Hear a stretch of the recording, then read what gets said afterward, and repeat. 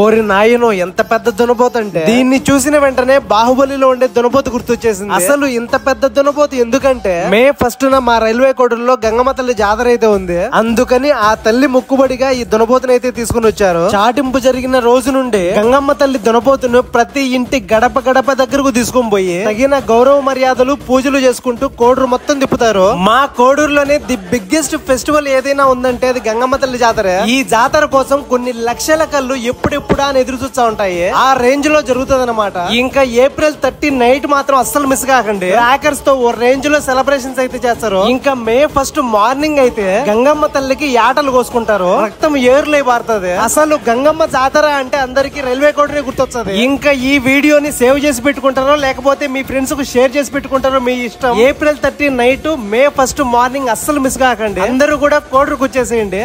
Thank you so much.